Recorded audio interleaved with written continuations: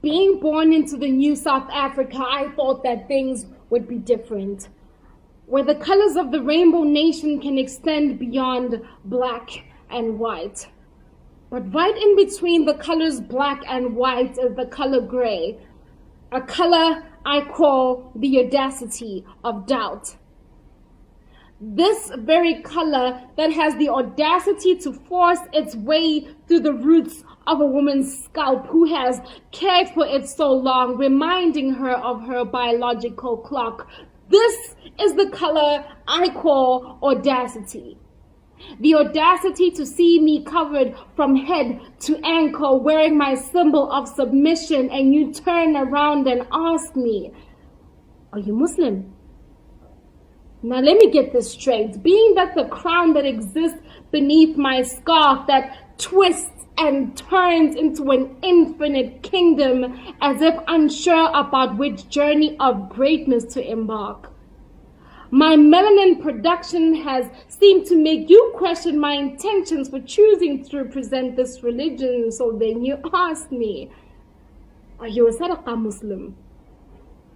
This is the color I call audacity, knowing well that like you, I am a descendant from Adam, molded from clay. Forehead, hands, knees, and toes have been molded to pray. But something about my 50 shades of black has made you 50 shades of gray in doubt. This is the color I call audacity.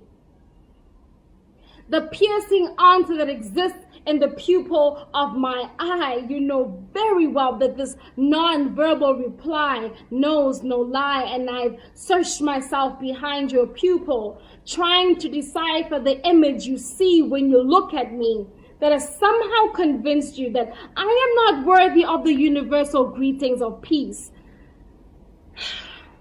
When I say Assalamu alaikum and you just look at me, you just look at me, I compose myself and remind myself I need to give you your third excuse out of the 72. But then you ask me, "Were you born a Muslim?" And my wit pushes me to respond, "Well, weren't we all?" But somehow you believe that the soul that exists within the body of me is not worthy to believe, knowing fully well that the conviction that pushes through my lips leaves no room for any gray areas of doubt. But hey, this is the color I call audacity.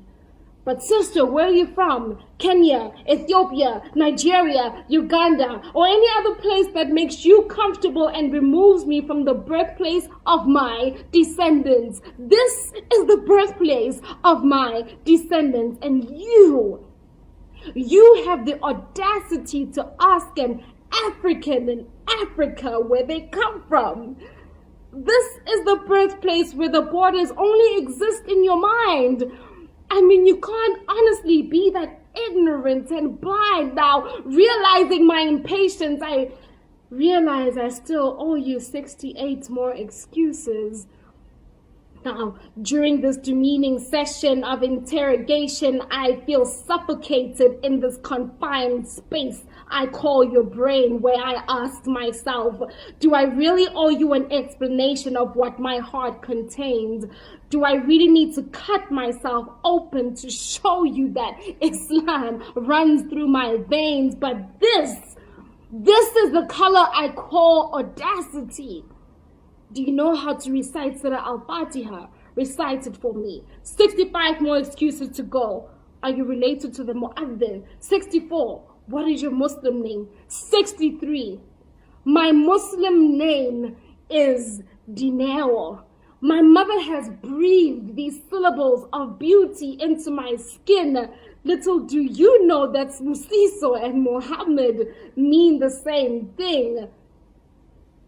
But sister, you're not like the rest of them. 62, you speak Arabic so well. 61, my patience is wearing thin, so before you mistake my assertiveness of this nonsense, you label me ghetto, ratchet, or label me with the angry black woman syndrome.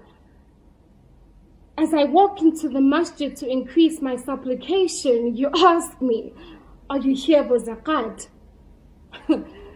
60, 59, 58, 57, 56, 55. This counting has become a time bomb waiting to explode. I've stopped counting and I've reached to 1, and I allow the cooling of the Zamzam water rush through my thoughts, and I remain silent. I remain silent as you did when the blood of innocent souls was shed by Al-Shabaab in Kenya. I remain silent as you did when Boko Haram would not bring back our girls. I remain silent as you did when Trayvon Martin, Sean Bell, and the warriors of Marikana were killed. But this is a different type of silence.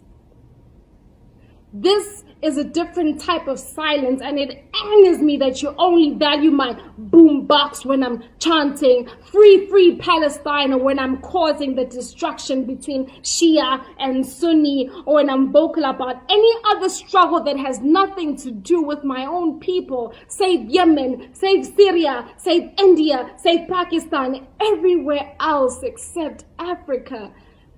If you ever doubt the genesis of my existence within your knowledge, remember God's gift to Abraham, the first mother, our princess Hajira. Remember her 50 shades of thirst, and remember her 50 shades of black, molded from the soil that you walk on so freely that makes you question me. This is the soil where the roots of my faith begin. Peace.